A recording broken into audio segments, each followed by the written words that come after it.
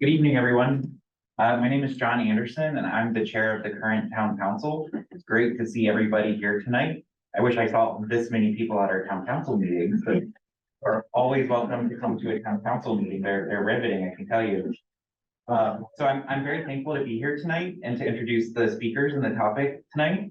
But before I do that, I first want to thank the Conservation Commission, as well as many of the other groups in town that have organized this series. Earlier this year, the town council committed to a 30 by 30 goal. That's an effort to conserve at least 30% of Scarborough's land by 2030 and protect our natural resources. This year, we also improved an investment in an open space plan, which will help provide a roadmap and strategies to help Scarborough achieve that goal. Additionally, we will be undertaking a vulnerability assessment. I'm going to have to practice that one because that's really hard for me to say, to address impacts of climate change on our community. So both of these are critical investments that we're making in our community to address a lot of the topics that are being discussed through this series. The Scarborough Conservation Commission has three primary goals: conserving land, building resiliency, and promoting engaged citizen stewardship. Earlier this year, the commission encouraged the town council to prioritize land conservation to sustain a healthy environment and ecosystem. Achieving our goals will require creative partnerships and all hands on deck approach. It's so great to see everybody here tonight. And I hope as we work through the open space plan, as the Conservation Commission and other groups in town work to improve conservation and climate change, I hope everybody here will be part of that solution, because it's going to take all of us to address the challenges that we have ahead of us. So just a quick presentation overview. As Maine sea level rises, tidal marshes and the species that depend on them are faced with an urgent and unprecedented challenge. This presentation will provide an overview of the extent and conditions of Maine's tidal marshes, projections for marsh migration, and important considerations for supporting marsh resiliency. I'm going to introduce the speakers. So today we have Peter Slovinsky, who is a marine geologist and with the Maine Geological Survey, where he has worked since 2001. For over a decade, he served as the chair on the Scarborough Conservation Commission. Peter leads Maine's beach and nearshore mapping programs and is an expert in coastal erosion, sea level rise, and conducting vulnerability assessments, hopefully in partnership with Scarborough in the future, and resilience and adaptation planning. Peter helps communities visualize coastal hazards and develop viable local and regional adaptation strategies, and enjoys making technical science understandable to a variety of different stakeholder audiences. When he's not in the office or field, you might find him surfing, fly fishing, hiking, skiing, or just walking his dogs on the beach. We're also joined tonight by Kristen Puryear, who is an ecologist with the Maine Natural Areas Program, part of the Department of Agriculture, Conservation and Forestry. Through fieldwork, analysis, and reporting to landowners and land managers, her work supports the mapping and tracking of rare plants and rare or exemplary natural communities statewide. Within MNAP, Kristen plays a lead role in climate change resiliency planning, conservation planning for biodiversity, and manages the state's Sentinel site program for tidal marshes. So thank you guys for being here tonight, and I'll pass it off to you, Peter. It's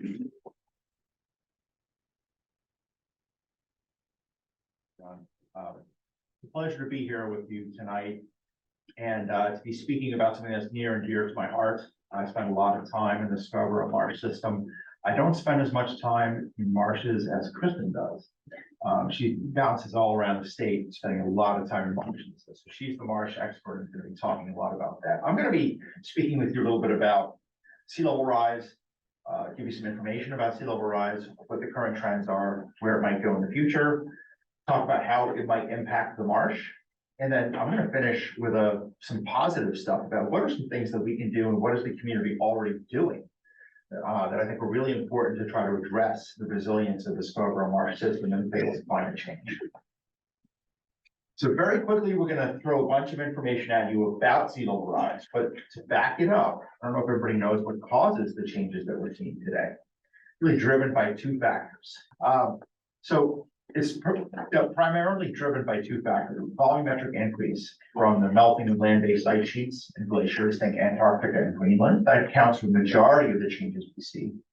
And then changes are also driven by thermal expansion. So literally the water column is heating up as it traps. About 10% is due to a variety of other factors that we're not going to talk about today. These are just a bunch of graphs showing on the left how Antarctica has been losing mass since about 2002. And on the right, Greenland, same thing, it's been a downward trend. You can see Antarctica ticked up a little bit in 2022, but it's still overall large mass losses of both of those ice sheets. And the bottom is reference glaciers from around the world that are also contributing to volumetric increase. In terms of thermal expansion, the upper graph is basically showing how much heat is getting trapped in the upper kilometer roughly of the oceans. Okay, and that's, you can basically see since about 1990, we've been trapping nothing but heat. It's just been constant trapping of heat compared to the long-term average. And as a result, sea level's been rising. It's been rising at a rate pretty small, about 1.8 millimeters per year, but that doesn't sound like much, but I'll put that into context for you in the next couple of slides. So that was the global context. From a local context, sea levels in Maine have been rising at the same rate as they have on a global scale. So this is a graph showing annual sea levels from our longest tide gauge that we have in Maine, which is Portland, which goes back to 1912, and each blue dot is an annual sea level, okay? And they're plotted against the long-term average. So 0 is the average of that whole plot of all that data. You can see that sea level's been rising over that time period. And it's rising at a rate of about 1.9 millimeters per year. So just right around the long-term global scale. However, in the last 30 years or so, and I showed the 30 years that because that's when we've started flying satellites up over the oceans and getting satellite data for the global oceans, which show that rates have been about 3.5 millimeters per year. And sure enough, in Maine, if you could see underneath that, it says where you are screen sharing, it's 3.5 millimeters per year. So we're seeing a pretty large uptick in sea level rise. Now, the other interesting thing is about half of the observed sea level has occurred since 1990. Same thing that happened on a global scale. What I also like to point out is that in 2023, we're running about 7 inches higher than the long-term average. And that's even higher than the anomaly that we had in 2010. That was one of the highest records going back all the way to 1912. Just to give you a little bit more information here, and this is a little bit busy, but for each month of the year, and we've only have data through August so far, we don't have September. This is showing you how each tide gauge that we have in Maine, how that month, how 2023 ranked for that month. The reds are all the highest readings, and going back to the history of all the gauges. The yellows are in the top 5. So 2023 is running pretty high. So what's the rest going to bring? So what is sea level going to do in the future? I was one of the co-authors for the sea level rise and storm surge section of scientific assessment of climate change for the Maine Climate Council, a process that was undertaken in 2020. And we basically looked at a range of different scenarios that are out there and the likelihood of those scenarios occurring. And using central estimates for those, we came up with a commit to manage scenario that tied to an intermediate sea level rise scenario and a plan to prepare. Well, what's the difference between those? Commit to manage means we're going to pass regulations. We're expecting this to happen. There's a strong likelihood that these numbers are going to happen. Plan to prepare is, well, let's think of our critical infrastructure. Let's think of planning for something that's above that central estimate. And therefore, that's why you have higher numbers under the high scenario. So what the state of Maine adopted for 2050 is to plan for 1.5 feet of sea level rise by the year 2050. And 3.9 or roughly 4 feet of sea level rise by the year 2100. So how are we trending as it relates to those? Well, this blue line right here is the long-term trend of the Portland tide gauge versus the low, intermediate, and high scenarios. This is the scenario that Maine adopted after the year 2050, 1.5 feet by the year 2050. So as you can tell, we were trending high, we dropped down, now we're trending back up above the low, somewhere in here, just above where we think that we're going to be going. So it's not only sea level rise, though, that's going to be impacting our marshes. There's also going to be precipitation, okay? And our marshes are very, very important as basically buffers for stormwater. So these are findings from the Scientific and Technical Subcommittee. There's a high confidence that annual precipitation is going to increase in Maine in the future. It's already increased 6 inches over the past century. That's that's half a foot of rain for an annual amount of precipitation. There's also a high confidence that extreme precipitation events are going to continue to increase in frequency.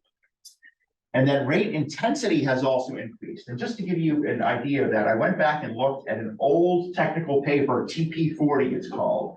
It was rainfall amounts that were put out in 1940. And the average 100-year, 24-hour rainfall event in the Scarborough Marsh system was 6 inches. When that data was updated in 2014, it's now 9 inches. There's a 50% increase in the amount of precipitation that can occur over 24 hours. As you know, we've been seeing a lot of large precipitation events. This is a super busy graph from the Scientific and Technical Subcommittee report. Basically, it's saying we're seeing an increase in the smaller events and we're seeing an increase in some of the larger events. So the question that we're really asking is, how might the Scarborough Marsh respond to these changing conditions? I love this image. This is a 2010 aerial image that we took in conjunction with this company. I literally called them that morning. This is king tide. I called them that morning and said, we have beautiful flying conditions. Can you fly? And they're like, yes, we can. So I have a whole series of Scarborough Marsh pictures from this thing, which are just mind blowing. This is Route 1. And it's not flooded at this point. This was back in 2010. Probably if we flew this again at this tide, it would probably be flooded. So now we're zooming out, we're looking at the Scarborough Marsh system as a whole. Kristen's going to show you some really cool images that are different from this. What I'm showing you here is the existing makeup of the Scarborough Marsh system. And it's what we call a high marsh dominated system. That's that hairy, short grass that sticks out on the marsh. It looks like matted hair all over the marsh. So about 70% of Scarborough Marsh is made up of that under existing conditions. And about 30% is made up of low marsh, okay? Which is these dark green areas that you can't really see, but it's mostly around the tidal channels. So we asked ourselves, what does this look like under several different sea level rise scenarios in terms of how the makeup of the marsh is potentially going to change? So with 1 foot of sea level rise, so again, notice the light green, notice the dark green. 1 foot of sea level rise, it becomes pretty much a low marsh dominated system, okay? And we're starting to see a little bit of loss of areas of marsh. So marsh conversion is going to happen. It's something that we have to expect. It's up to us as managers of this marsh to make sure that there is accommodation space for marsh migration to occur, okay? But aren't that many places around Scarborough Marsh that are undeveloped, that will be allowing for the marsh to actually move? We need to pinpoint the places that allow for that to happen. So let's go through this scenario again. So that's existing conditions, 1 foot, 2 feet, 3 feet, so, and then 6 feet. Okay, and blue is complete loss of marsh. That's now mud flat. Okay, so, and we don't even have the 8 foot number in here in this analysis. This is an older analysis. But what I want you to notice is the areas where some of that migration is occurring. Okay. Up in here, which is unfortunately developed. And then up in here, which is around Harbor Circle. And then over in here. Okay, there's the areas where you have a lot of room for marsh migration. So just to kind of summarize, current marsh, dark green is low, high marsh, light green is low marsh. You see how that flips around just 1 foot, 2 feet. We actually gain marsh with 2 feet. So there is marsh being gained because it's only about 3,200 acres right now. This is, 2,700 and 900. So we're getting a little bit bigger, but then by 6 feet, we're losing almost all the marsh, which is a potential problem. All right, so what are the things that Scarborough can actually do to tackle resiliency? Again, this is one of those cool aerials. This is looking at Eastern Trail, looking up the Scarborough Marsh towards Route 1, and this is Pine Point Road right here. These are two big restrictions right here and right in there that I'll talk a little bit more about. The first is, I've already kind of said this, the marsh needs accommodation space to accommodate sea level rise. Now, road infrastructure, which is pretty important, Route 1 is pretty important, commonly restricts tidal flow in areas of the marsh. There are 2 culverts underneath this. And as you know, this is the section of Route 1 that flooded pretty from about here all the way over to here in the December 22nd or December 23rd, 2022 storm. So we have to address that from a resiliency standpoint.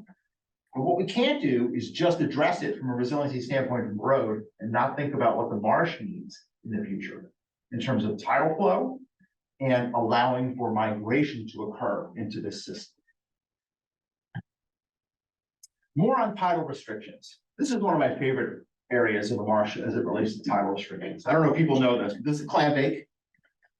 Right here. This is the snow canning facility. This is Pine Point Road, and this is before the town actually addressed this. This is the flooding in the clam bake parking lot back in 2010 on the king tide. Again, no surge, nothing, just king tide. You can see how the tide is restricted where it says Route 9, all that is underwater, and this is the rest of the marsh system. There's a restriction under Route 9, a restriction through snow canning, a restriction at Pan Am Railway along Jones Creek, and then a restriction up here at Bailey's Dam. If we want this to migrate in a natural way, we have to address those restrictions, okay? But in doing so, we have a conundrum because there's a lot of development on the backside of Pine Point. So we have to be able to manage tidal flow into these areas while not increasing flood hazards. You can't be flooding people out. That's not a good thing to do. That's not a very neighborly thing to do. This is the good one, and this is something the town is already involved in. Kudos to the town and the town of Cape Elizabeth for this. This is an excellent example. A friend of mine, Matt Craig from the Casco Bay Estuary Partnership, went out on December 23rd. This is Sawyer Road, looking from Cape Elizabeth back into Scarborough. The town is working with Cape Elizabeth to think about possibly abandoning this stretch of road. And that's something that we need to be doing for other stretches of road. Either abandon or reroute sections of road that are not critical connections with the community. This is a convenience for a lot of people. This is something that's being considered between the two communities, and kudos. But we need to really think about addressing that in some areas. We need to conserve and protect. John mentioned 30 by 30. Around the marsh is going to be key for allowing the health and vitality of the marsh to continue. This is a great example in my mind of trying to address that. This is all the Scarborough Marsh area. This is the potential marsh migration that might be occurring under a certain scenario of sea level rise. This is part of the wildlife management area that's owned by IFMW. So is this. This is a private parcel right here. This is the town-owned parcel, but it's not currently conserved. It's just owned by the town. We need to conserve this. This is one of the largest tracts of land that are currently available for marsh migration in the town. How large is that parcel? I don't recall off the top of my head. But it's a pretty easy thing to look up on the GIS online. But we can't just think of the marsh itself. The marsh depends on the tributaries and the health of those tributaries to bring water down into it, to be clean, and also for migration areas. And these corridors also are vital habitat for a variety of species. One of the most important one is the Nonsuch River corridor. So what I did here, I just wanted to back out from the marsh. This is how big the marsh is. It's big. But look at that in the context of just the Nonsuch River, which feeds into the marsh. So there's these tentacles are coming out of the marsh. And we also need to think about those tentacles. You'll notice this tentacle goes across town boundaries. So we need to be working with neighboring towns also in the protection of these upper watersheds to think about really protecting water quality. Buffers. Really, really important. We need to think about increasing our buffers around the marsh to protect it. And we need to limit activities in that buffer to help protect the water quality, increase resilience and development, and limit stormwater and invasive species impact. Steve Panett from Friends of Scarborough Marsh could talk your ear off about stormwater and invasive species. I'm not going to do that tonight. This is an example of minimum buffers on the marsh. This is like a 25-foot strip of trees adjacent to the marsh. These are the kind of buffers that we need to be thinking about around Scarborough Marsh. 150 feet or more. This will allow for marsh migration. It will protect upland development, and it will benefit water quality as we see increased precipitation events. This is another thing that we need to address as a community, thinking about the marsh migration are other barriers, either coastal development or shoreline armoring. This is an example of where's the marsh going to go here. This is a very unhealthy marsh already in this area.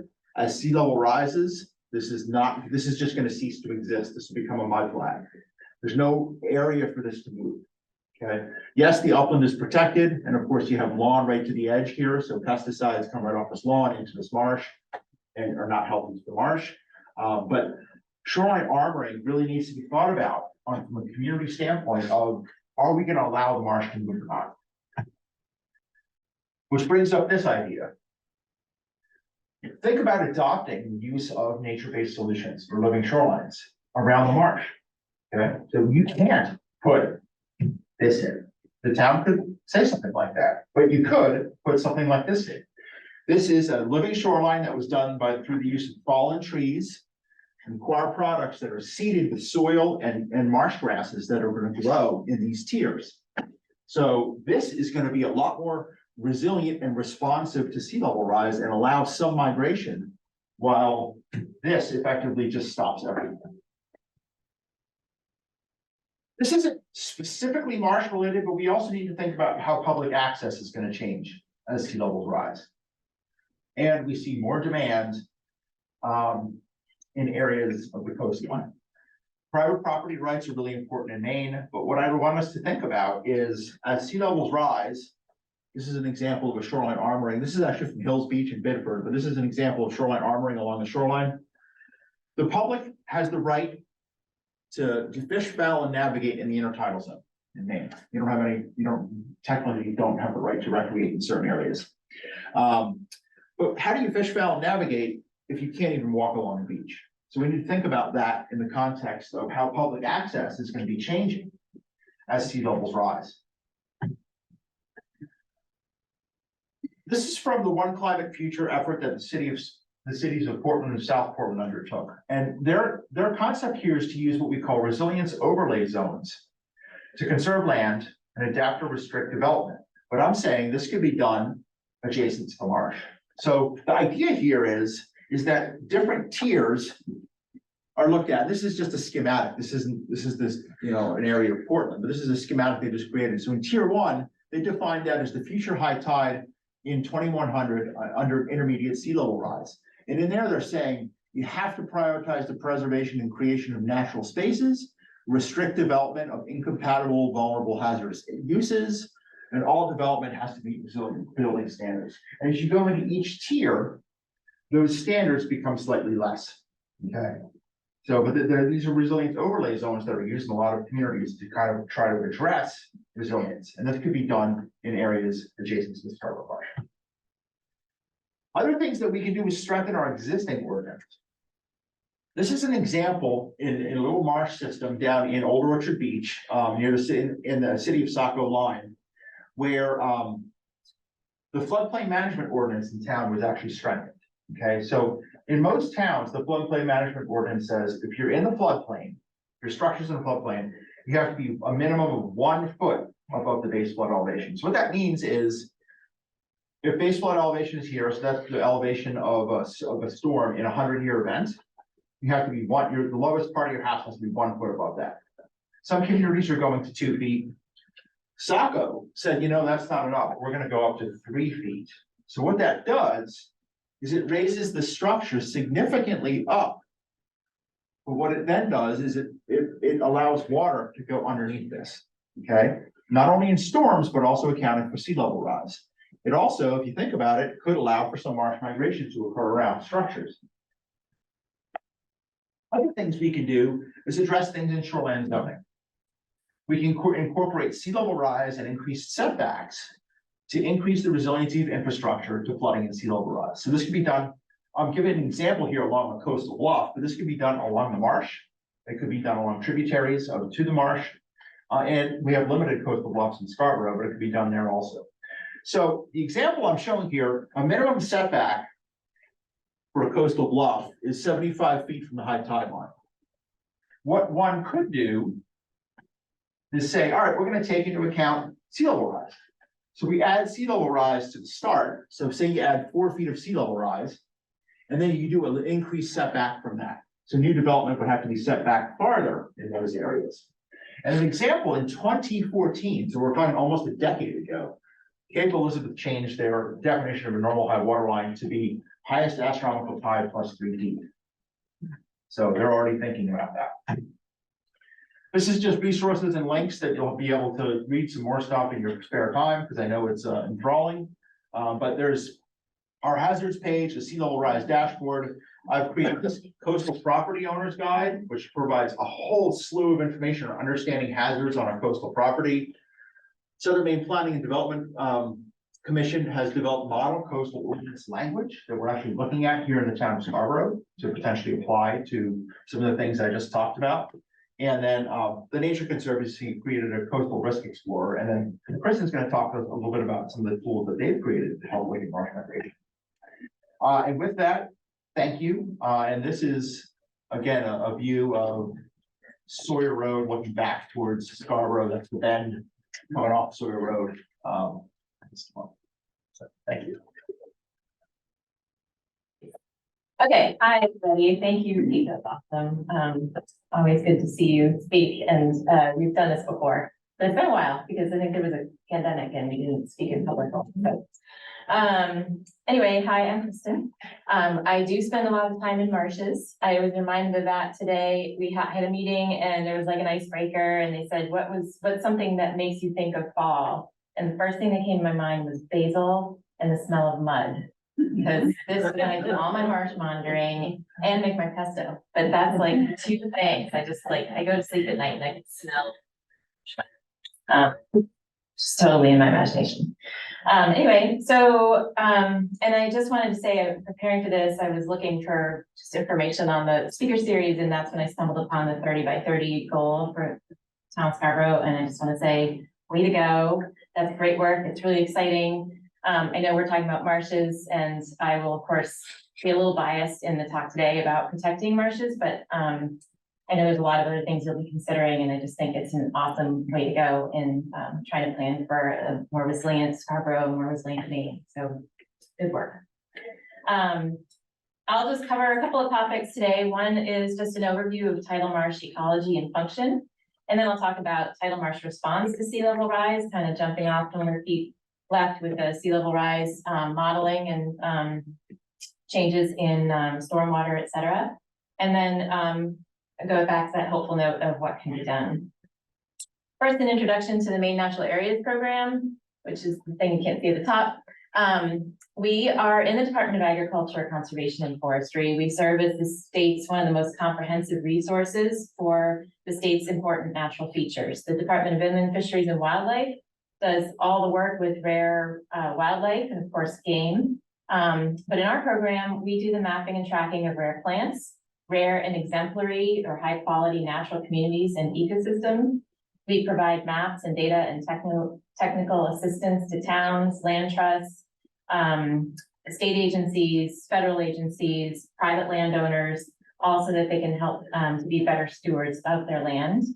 And if you ever look at the beginning with habitat maps that the town has and all the organized towns have, you'll see the plant and community features mapped onto the marshes. So part of what we have done as a program is we have mapped all of the tidal marshes, or I would say probably 90% of the tidal marshes across the state. And we recognize 4 different types. So the Spartina salt marsh is the one that is the majority of what you have here in Scarborough. That's that low marsh and high marsh. And then we have smaller areas that are kind of transitional, more brackish marsh. And then we have about 19% of our tidal marshes are freshwater tidal marshes, and those are mostly in Merrymeeting Bay. Here's a couple of pictures of those, just different natural community types. And something that's interesting to note is almost 70% of our tidal marshes are south of Penobscot Bay. So when you start to think about the role that you as a town or you as a citizen of a region play in the protection and restoration of certain natural areas, it's nice to know kind of where the balance is. So you being in Scarborough, you're in this region we call the indented embayments region. kind of play an outsized role in the representation of salt marsh within your community. I love this slide because it kind of depicts what role our marshes play. There's no boundaries, right, in natural areas. We have so much exchange going on between terrestrial and bird use. We have rainwater or stormwater, groundwater that are moving through different systems and going from uplands and wetlands into marshes. They're bringing sediment, they're bringing nutrients. The marshes are playing a role in filtering out sediment, absorbing nutrients, and then of course you've got other material such as plants, animals, wildlife, and more sediment that are coming in, and that marsh from the ocean side, and that marsh is playing a role in decreasing wave energy, increasing erosion protection, and providing that critical habitat. So marshes are important. They provide endangered species habitat. They of course have these recreational values most of you are probably very familiar with. They are a nursery and very important food source for commercial and recreational fisheries. They're some of the most productive systems that we have in the world. They provide that floodwater storage, reduce wave energy, protect property and infrastructure from erosion, and provide that water filtration function. This little guy down on the left, poor baby bird, this is the salt marsh sparrow that nests in that high marsh area. Its nesting and fledging is timed with the highest tides. So those babies can jump out of the nest and crawl up the blades of grass when that tide gets really high. But as sea level rises, they're kind of getting caught off guard. And so that's one of the reasons that the state will soon be identifying that species as an endangered species. Marshes are also important because of their role in sequestering and storing carbon. They're 15 times more productive in storing carbon than a similar acreage of upland forests. We're an 89% forested state. We of course have our trees are playing an incredible role in storing carbon. It's just that marshes are very much more efficient. So don't forget the blue carbon. Marshes are also vulnerable. We've done a lot to them. We put in tide gates and tidal restrictions. We put in dams. There's been invasive species like phragmites, which I know you see in Scarborough. And then for 200 years, farmers and landowners were putting in ditches and berms across these marshes. So they've all left their impact in how marshes are, how they are functioning today and how they will respond to sea level rise. And of course, many of our marshes are hemmed in by development, so they don't have far to go, and they are vulnerable to nutrient inputs and runoff. And then of course, sea level rise, right? Whoops, didn't even mention that last one, big elephant in the room. And then, you know, everything is kind of, can have a positive feedback loop on itself. So that's just a quick million mile a minute overview of tidal marsh ecology and function, but we're going to move now into how marshes are responding to sea level rise. So there's two ways that marshes can respond to sea level rise. One is that they can increase in elevation. So you can see in this graphic, it's really pretty clear as seas come in and even as tides come in and as rivers and estuaries are bringing material down, that sediment gets trapped by the vegetation, drops out and lays that thin veneer right on top of the salt marsh surface. So bit by bit, that marsh is gaining in elevation. If you shut off the sediment supply, either through damming the river or putting it in hard infrastructure on the shoreline or other modifications to the watershed, you're cutting off the sediment source. And that has been done everywhere. And that's one of the reasons that some of the marshes are not able to keep up with the elevation as sea levels rise. This I stole from Pete, thanks. And I was dismayed because I had an old one that said that it was through 2018 and it said the average was only 3.1 millimeters per year. And so now that it's updated, I'm just watching it go up in real time, watching the data. So I think that just to put this in context, it's really interesting to know that our marshes have always been forming with sea levels rising, right? They had to start someplace, glaciers melted, they retreated, sea levels have gone up and down. So it's not new that marshes are around while sea levels are changing. However, it's the pace that is new. And this pace is unprecedented for any marshes that we have. They have not experienced this pace. It's about 3 times faster than what they would have developed under thousands of years ago. So we can't look back in the record and say, see, this is how it worked. Here's just a pictorial selection of some of the impacts that you're seeing on the marsh, where you're seeing expanding pools and ponds, dead and dying vegetation, which results in further sediment loss. What we call the ghost forest, that picture on the top left, where the salinity and has pushed up against the freshwater component of the adjacent areas, and it's killing off the vegetation right there. And the shrubs here in the middle, that's another example of response to salinity. So here's just a depiction of how that sea level moves in and how, this is a graphic from Make Way for Marshes, kind of depicting how marshes might move in across the landscape. And this is also stolen from Pete, thank you. This is what you get for sharing your slides with me ahead of time. But I thought it was a really good setup for understanding the marsh migration modeling that we've done and what the numbers actually mean. So what Pete was identifying here was just that the marshes weren't moving wholesale here. What was happening was giant shifts within the community itself. So if they don't have anywhere to go, you just end up with marsh loss. And in areas that are more developed, like Scarborough and a lot of the southern Maine towns, there's not a lot of room for the marshes to go. You are going to end up with salt marsh loss if they are not able to keep up with sea level rise. Most of the data that other states who've been tracking elevation along the northeastern seaboard, they've found that it's right on the cusp or they are not keeping up. So we know that marsh migration is going to be a critical response to enabling these marshes to persist. What we did with the marsh migration modeling was we took the sea level rise scenarios that the Maine Geological Survey produced and basically just erased development. Marshes can't migrate onto pavement. Marshes can't migrate onto rooftops and parking lots. They won't and they can't, they refuse. So when you look at this, the white little squares and the lines are those impervious surfaces that do not leave space for marsh to go. Obviously, marsh migration space is not all created equally, right? So going in between houses and in backyards and ball fields, not really a good option. We haven't figured out how to pull those out yet and calculate what the really good space is for this new model, something we will do.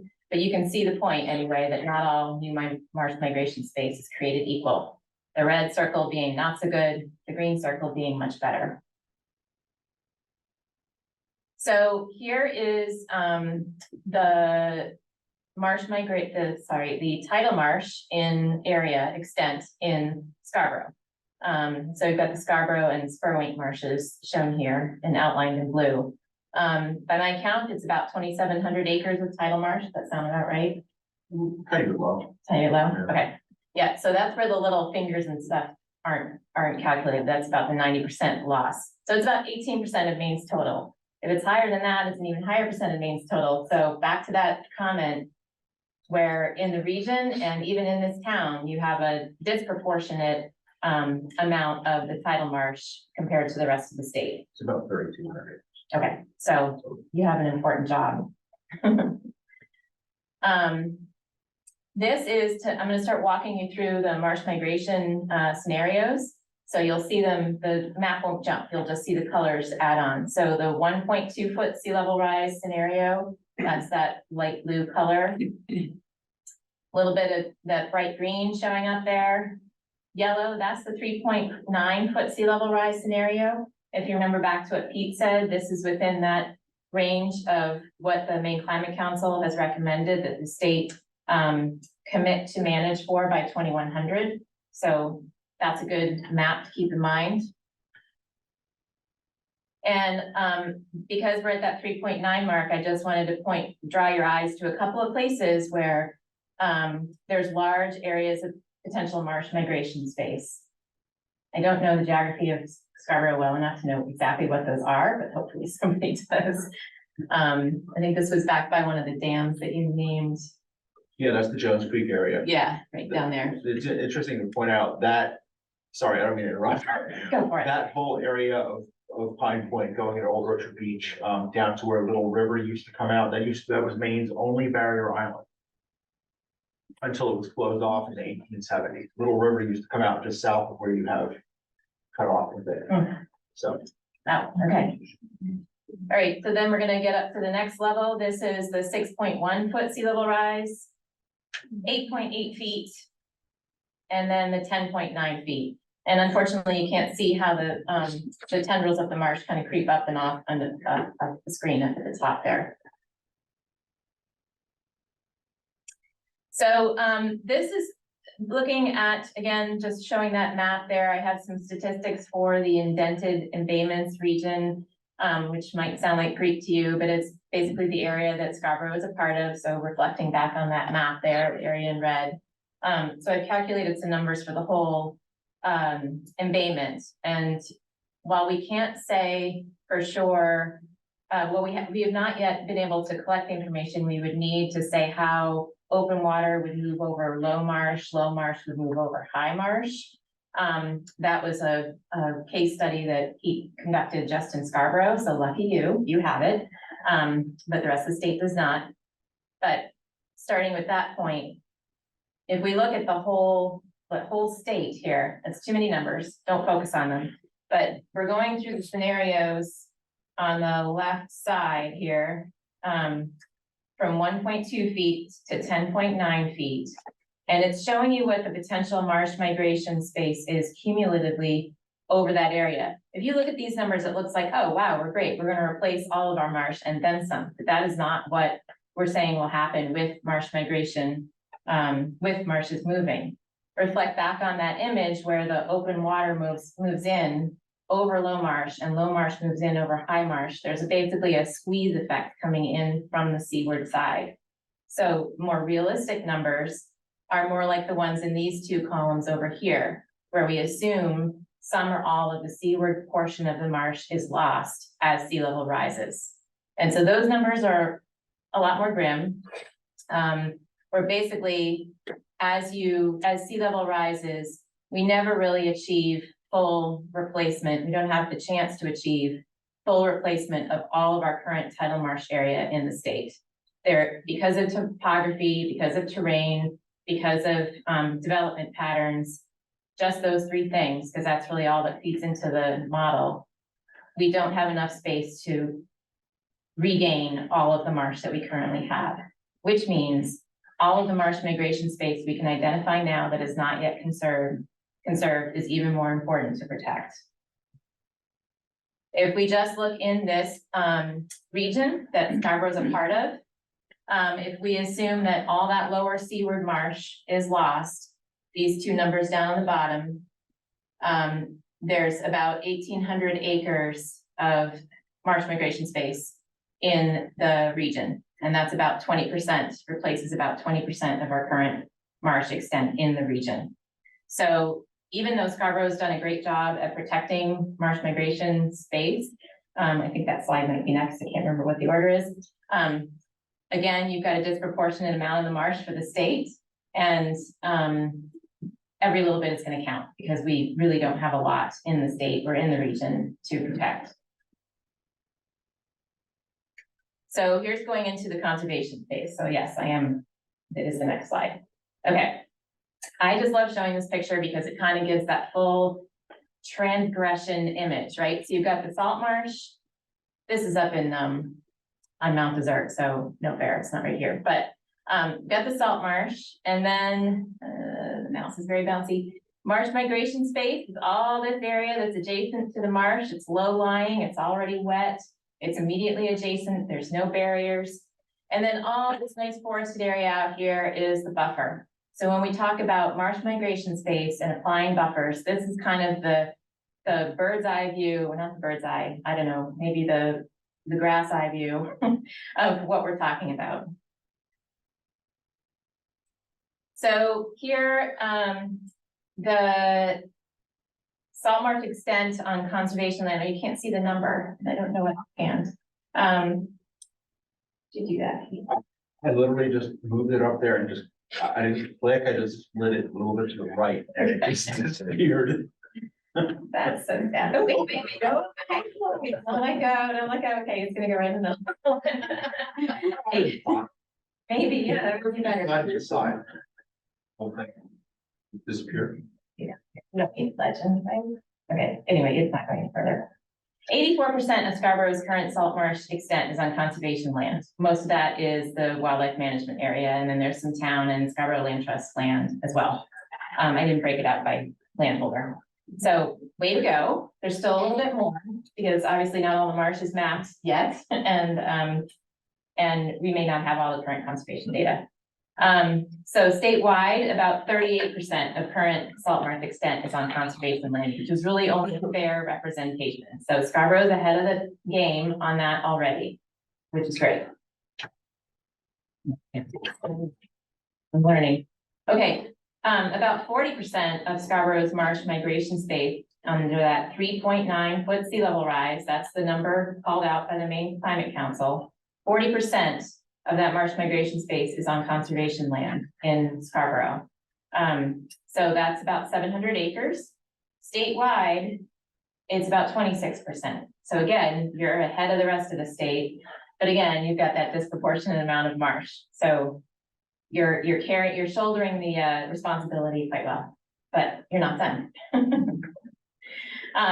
I'll point out some of these green circles. These were shown in the map earlier, and they are areas, I'm sorry for this little black bar that won't go away.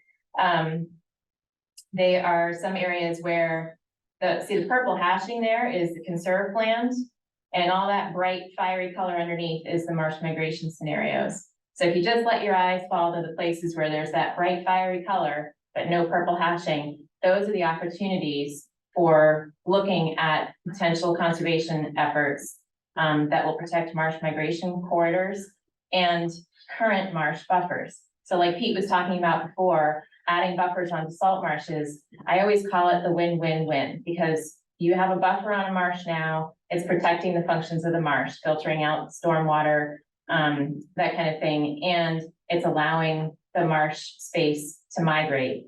So you've got this like win for right now and a win for the future.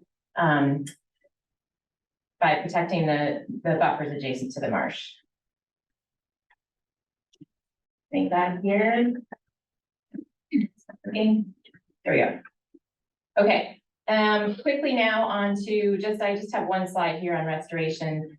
We've pointed out how there's all these different issues with poor tidal crossings, barriers, dams, that kind of thing. And there's an excellent tool available where you can actually visualize where these all occur across the state in coastal areas.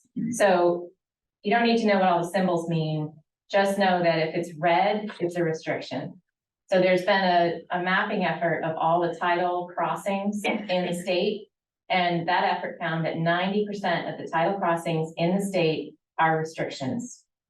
So in some way, they are keeping tide and fully moving through or under that road. That's a problem now, it's a problem in a big storm, and it's going to be a bigger problem as sea level rises. So you've got a lot of these red dots all over the town. Black Point Road, Route 1, of course, the Eastern Trail, Pine Point Road, and up in the Spurwink Marsh area as well. The blue dots are ones that were when marsh migration or when sea level rise was added to where those water bodies are, those are considered future tidal road crossing restrictions. So it's not so much looking at how the water's moving through it today, but thinking about it with 3 feet of sea level rise and that increase in water volume, it's going to be a problem in the future. So there's a lot of those going on as well.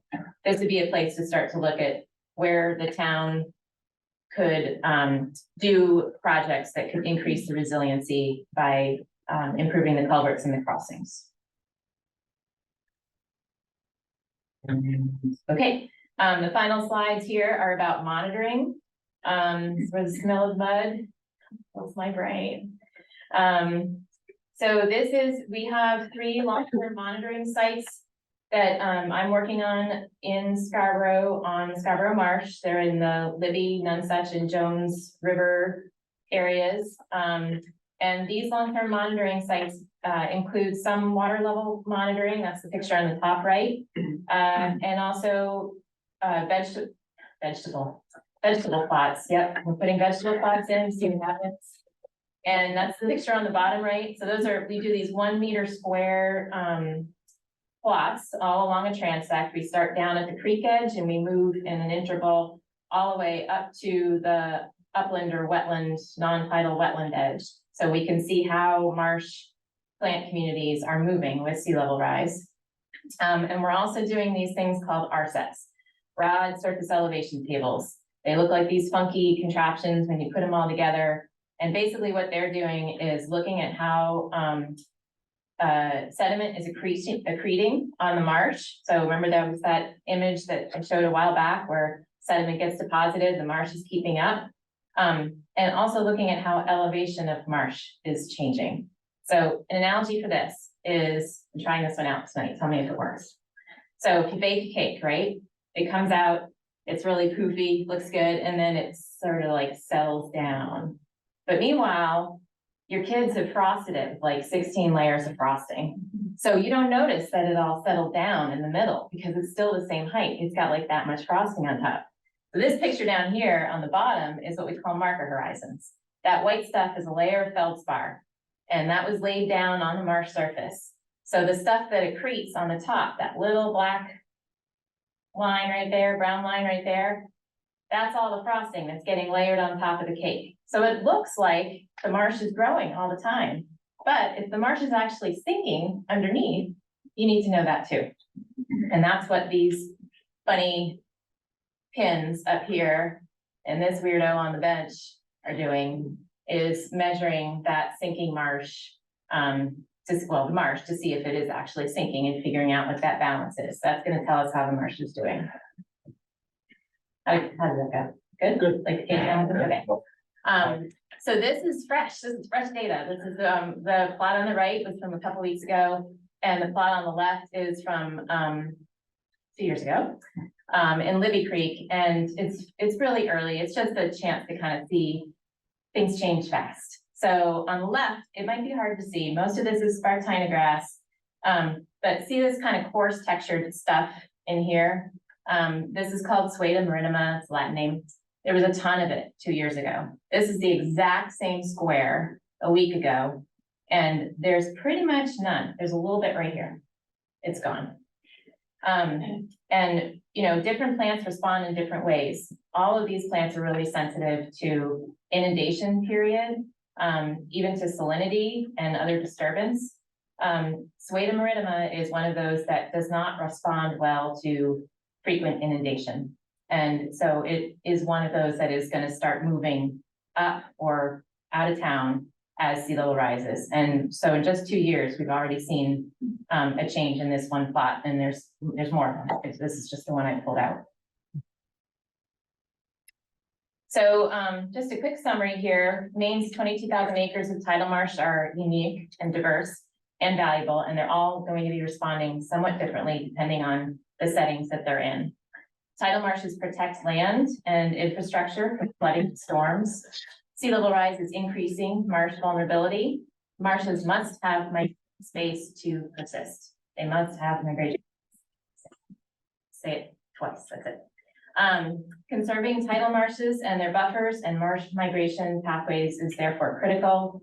Also restoring tidal marshes, either at their crossings, restoring their hydrology or restoring their elevation, is also going to be very important and will have multiple benefits towards their resilience in the future. And this continued monitoring that many of us are doing out there is needed to help detect changes and inform strategies and adapt. And that's it. There's a few repeat resources from Pete's. And then at the bottom, there's a link to the Tidal Restriction Atlas, which is available online, so you can poke around as much as you like. That's it.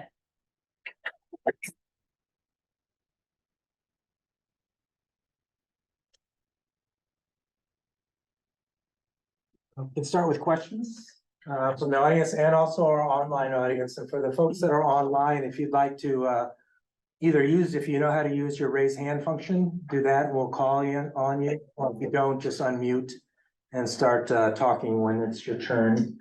We'll start with the audience, live audience. Here you're live. Yeah. I have a question. What about the Phragmites?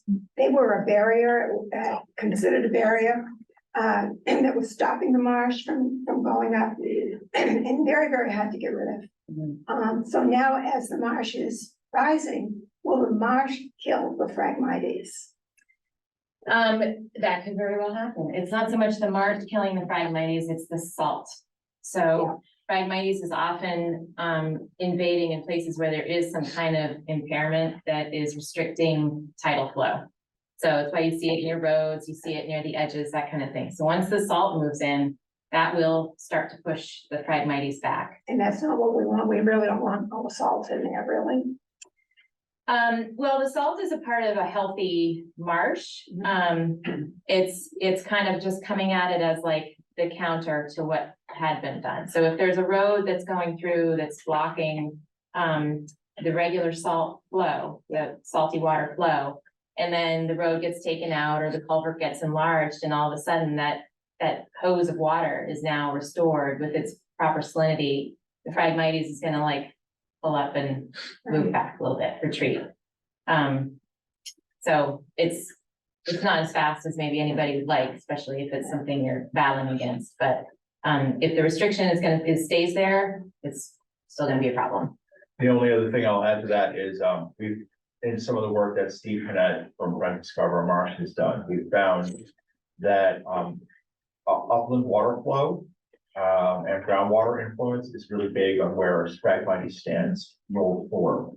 So think about the back Tractor Supply, that whole area, there's tons of Phragmites stands there, and it's all because of nutrients and sheet flow and water coming down that's keeping it fresh enough, even though there's enough salt getting up into there on the tide. It's fresh enough because of the freshwater flow coming up from the uplands. Same thing in Libby River and some other areas that we looked at. Well, I can't stand Phragmites.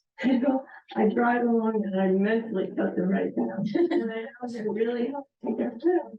But I'm wondering, I know there have been places where people have cut them down and the tops don't spread the seeds. Does that work? That's one thing. And then the other thing is pesticides. I have the word, I just think if we could get rid of pesticides in the town, it would be so good for the marsh because the runoff won't be there.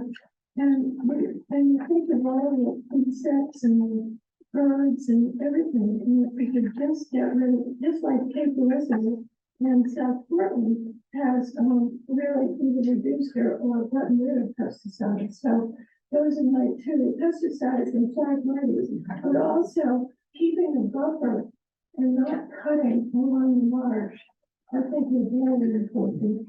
So if you can solve the Phragmite situation, I'd be so happy. I think that's been worked on for decades. They've tried burning it, they've tried pesticiding it, they've tried cutting it, and it comes back all the time. It's very, very, very difficult to get rid of.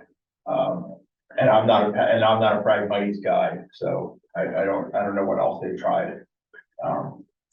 Well, as a follow-up to that, I was just driving down Route 1 today, and the Phragmites, it is going to go all the way along. There's gonna be a time when you can see the marsh on Route 1.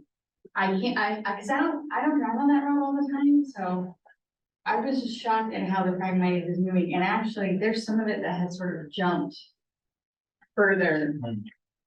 It's not right next to Route 1. It's on the top side. So what can we do about Route 1? Because it's a problem. It's flooding. There's Phragmites. It's stopping the flow. What should we do? The town is doing a project with DOT right now, looking at Route 1. There was a meeting a couple months ago that started to talk about adaptation options for Route 1, and the initial option was what that was looked at was to raise Route 1 a certain amount. I think it was 3 or 4 feet. And then in having to raise it, you have to riprap more, so the slopes would go out more to the sides, but they were not accounting for trying to adapt to hydrologic flows or actually addressing the culverts at that time. That is something that everybody said, wait, time out. You can't address Route 1 and not think about addressing tidal flow through those areas. So as far as I know, that's going back to the drawing board. This is something that's very important. Whether it's a larger culvert, more culverts, a span, that's alternatives that they're going to have to consider. That's also being considered for Cascade Brook, which is that section of in my slides, there's as you drive down south on Pine Point Road, just before you hit Eastern Trail, there's that one culvert where you literally, when the tide's coming out, the water's shooting out of there. It delays the flow by about an hour. That culvert is also being addressed as part of that study. So a section of Pine Point Road and Route 1 are being dealt with the goals of, luckily, like I put in one of my slides, increasing resilience of the road, but also increasing resilience of the marsh by addressing the tidal flow issues. So that's being done right now. And back to your question about buffers and pesticides. Could you take the Route 1 and build kind of like a bridge, like raise the whole? You could, it's gonna cost $100 million, Wouldn't it sink as well? but I don't know how much it would cost, but everything is going up exponentially in construction costs for DOTs. There's no breath from DOT here, so I don't want to speak for them, but it's pretty crazy how much construction costs have gone up. They're looking at all of the options. It probably will end up being a larger, much larger culvert of some kind, or several culverts. I don't think that they're gonna end up doing a span, because to raise that up, that whole section of road, you're talking about a mile of road. So a bridge wouldn't even be Yeah, like feasible thing. And then you have to tie into adjacent elevations. You also have to think of how, I don't know the one road's name, but there's a road that comes down near Anjon's. Yeah. It comes down and joins into Pine Point Road. Do you abandon that if you're raising it? How do you adapt that? So there's a lot of considerations that have to go into that. But it is being worked on. So it is a priority also. It's one of the priority projects for DOT, and the town is involved in that pretty close. And multiple agencies, and And fisheries multiple and wildlife and my agency, like, yeah, which we're part of. the Federal same agencies, Yeah. everyone. Could you talk about pesticides? Because, they say there are organic pesticides, but there aren't. According to, the state, biologist, I guess it is, I forgot his name, he said that, there's no pesticide that is organic. And when you think of the runoff that's going into all that water from people doing their lawns and all that, and the trees, and and it's just really, it's another problem. It is an issue. Some towns have taken a step of, banning pesticides. The town of Scarborough has a, ordinance. An ordinance in place, a policy that deals with town-owned land only. It doesn't deal with private land, I think the importance of the marsh has been called out many times in our comprehensive plans. For a number of years when we've done our comprehensive plans, the health of the marsh, the importance of the marsh. The case could possibly be made for, maybe there's areas where pesticides don't make sense adjacent to the marsh or tributary to the marsh. I'm not gonna, make comments as to whether pesticides should be banned in the town. That's for the town to basically work through and decide. But certainly for the health of the marsh, the nutrients that come off of runoff and the chemicals that come off runoff into the tributaries and also into the marsh from pesticides are not helping the marsh. Right, and I think you said something earlier that was, you kind of answered your own question. It was, thinking about all the birds and the insects and stuff and buffers. The answer is looking at what is bordering the marsh, and the more you can buffer it with natural vegetation, all those thick roots, the soil, all of that is gonna hold stuff in place and let it filter. So even if people are fertilizing their lawns, which, you know, people do, that's gonna help increase or decrease what's being brought into the marsh.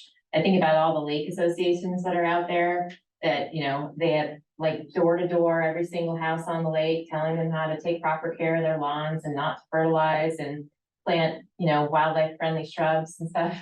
There's movements around that same thing. This is not a new problem, for sure. So, you know, but I think that buffers as a practice are really like a good stopgap, because you can't control everybody's behavior or desire to have the lawn perfect or whatever. And I don't know, so I think that might help. You showed that parcel of land owned by the town, but you said it wasn't conserved yet. Do you know, if there's been any efforts by the town of Scarborough to try to conserve that land? I know it's under town ownership. The Conservation Commission years ago, made the recommendation that it be, left in its natural state or conserved. I don't know what the current status of it is. I wouldn't be able to speak to that. I would just add, Counselor Sheep and I, when we saw that, we're really interested to follow up with the town to better understand like what the current situation is there and why it's not conserved or what. Yeah, there are a number of parcels that the town owns that are, so a couple are adjacent to the marsh, that probably could go into conservation and set us towards our goal of 30 by 30 conserved lands. And it makes sense. They're not being used for anything right now. Some of them are wet, like that parcel I showed is almost all freshwater wetlands. Never going to be developed. Makes sense to put it in conservation. That parcel is on the land trust list to talk to the town about on our next round of discussions with them. What do you do about that parcel that's privately owned? I think there are conversations that are occurring between Inland Fisheries and Wildlife, who owns the Scarborough Marsh system, and that private owner. Because yes, private land, you know, that can also be, so, and the other thing I think is important is for conservation to occur, it doesn't necessarily have to be for the entire parcel. Portions of parcels can, and Andrew, correct me if I'm wrong here, but portions of parcels can have conservation easements and specific language assigned to them that allows for marsh migration or whatever. Yet the other portion of the parcel can still be used for other things. I go by that, Audubon place every day on Pine Point Road, and half the time it's underwater. I just find that amazing that it's been like that for years. And a comment to that, that this is the highest water level we got in the building at the Audubon building this year. It was 17 inches inside. So we had to like condemn half of it, but anyway, that's the highest water level that's ever gotten into the building. And That is December. it was in December. Did they like that building? Yeah. I mean, it was So been out of years. that's the kind of storm that really impacts the upper, I don't have my images, of the upper portion of Scarborough Marsh from along Pine Point Road, Eastern Trail there, going all the way to Route 1, the southeaster. So it's different from a northeaster. Northeaster, the wind blows out of the northeast. Southeaster, the wind blows, as you hear it, out of the southeast. And that, the Scarborough Marsh system faces southeast. So think about the winds blowing out of this direction the whole time. This is north, basically up. So it's just piling water up into here. And there's also a big easterly component in a southeaster. So it's not just blowing out of the southeast, but the wind kind of shifts around and that piles the water up in here. And once it gets up in here, there's nowhere else to go. It just gets piled up in here. So that's why that storm was such a big hit for the Eastern Trail, right? Yes. Yeah, so, that's Eastern Trail and the Audubon Center's right there. Right there. Right there, yep. Right there. Oh, you got the pointer, wow. So, it's unclear whether or not we're seeing an increase in northeasters or southeasters. But we are seeing an increase in the intensity of the storm events that we do get. So there's no statistical, I can't tell you statistically that we're seeing more southeasters. But anecdotally, I think we are. But I don't have any statistics to support that yet. But the intensity of the storms are getting stronger. You mentioned that with the sea level rise, that there will be a changing composition of the marshes. So some of them might be that we have more low marshes. What's the impact, the environmental impact of that changing composition? I'll let you address a portion of that. I'll start. There's certain species that use different zones of the marsh. There's probably a lot of fish that actually use portions of the low marsh when it's flooded. But there are species like the salt marsh sparrow that just nest in the high marsh. Like it needs high marsh. It does not touch the low marsh. Both of the marsh systems together are pretty good at breaking up wave energy. So if you 50 feet of marsh will break up 50% of the wave energy that comes into it. So 50 foot fringe of marsh can take a 4-foot wave, make it a 2-foot wave. A 1-foot wave becomes half a foot.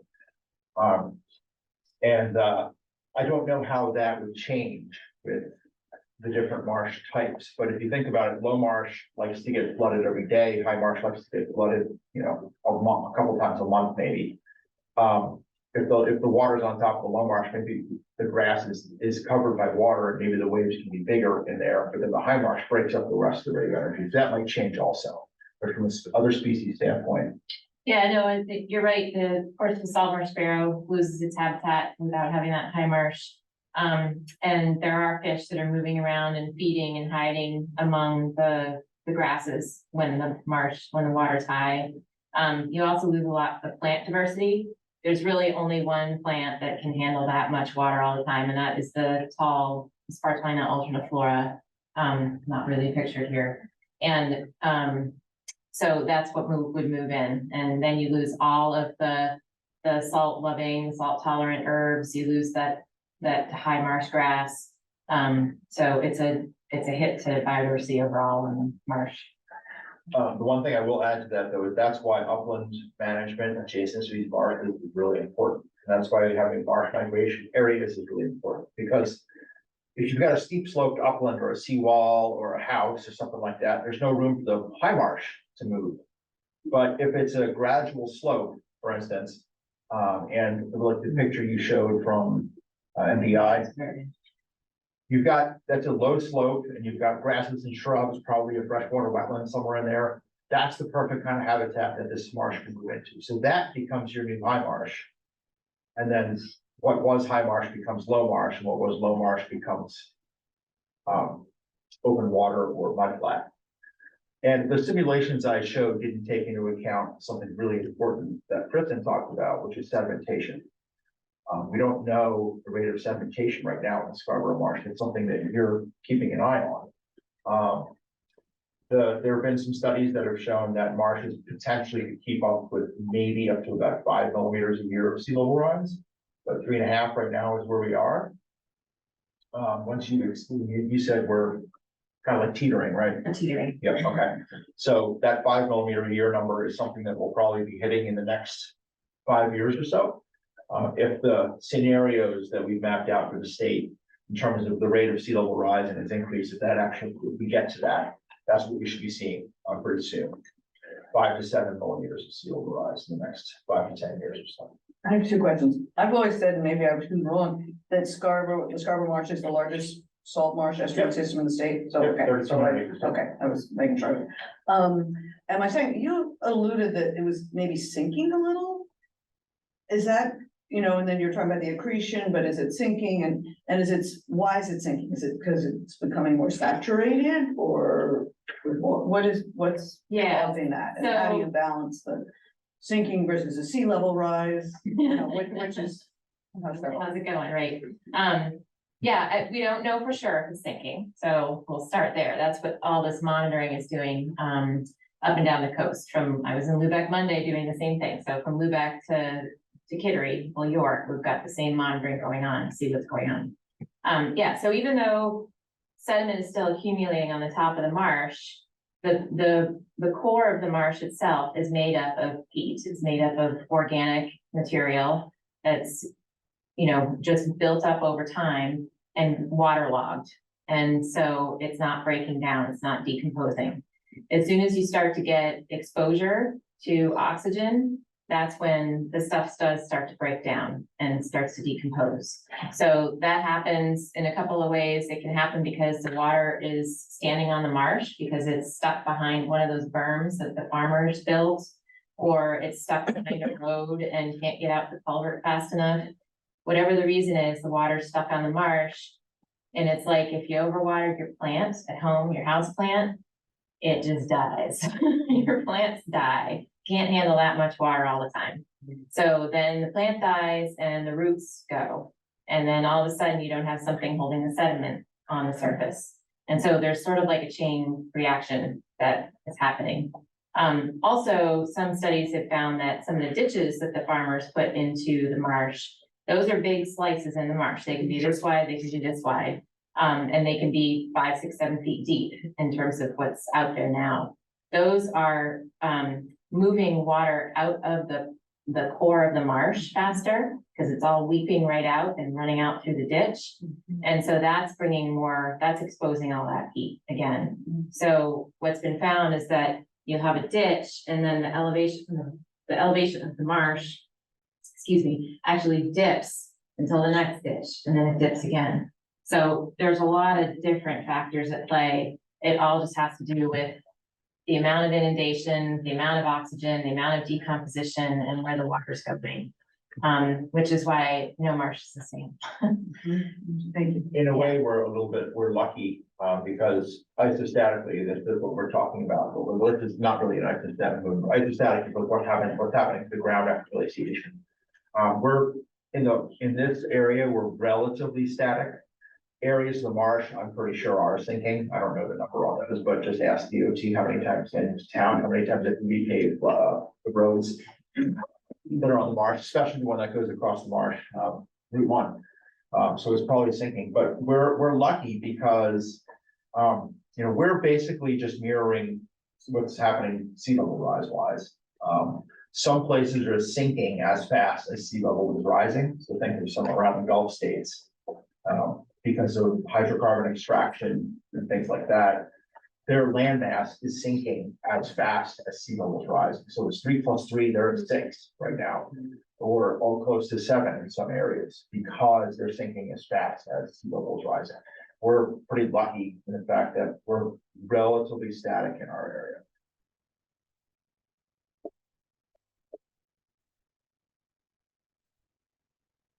area. Anybody online like to? I'm just trying to check the chat.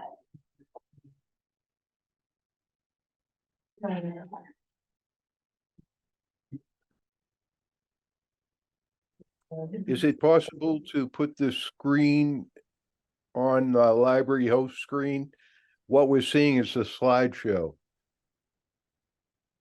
It'd be nice if we could see the participants who are attending. Stop there. Yeah, please stop, stop share. Thank you. See everybody? Thank you. All your friends? Any other questions? So should we get like on the conservation board or what should we do? I live in Pine Point, I'm very concerned. I think one of the best things, I think it's really important for citizens in the town. I live in Scarborough. I spend a lot of my time on the beaches and in the marshes of the town. I think it's really important. We clearly value the marsh, we clearly value the wild areas of town. I think it's really important to support as much as we can 30 by 30 passed by the town council. And getting involved in if there's a town meeting about it, talk. If there's, getting involved in conservation commission is a great thing. It's great thing. There are a variety of other boards in town that deal with, water quality issues. There's a through getting involved with the Land Trust. There's also other organizations in town that deal specifically with Friends of Scarborough Marsh. Getting involved with that, donating money to those causes, educating people about the issues, educating neighbors, I think is really important. Yeah, I mean, you know, it's a treasure, but apparently it's, you know, where we live, right next to the statewide treasure. It's not just a town treasure, it's a statewide treasure. Everything we can to make sure it's there for not only future generations to enjoy, but also there for all the habitat and all the important things that it does from an ecosystem standpoint.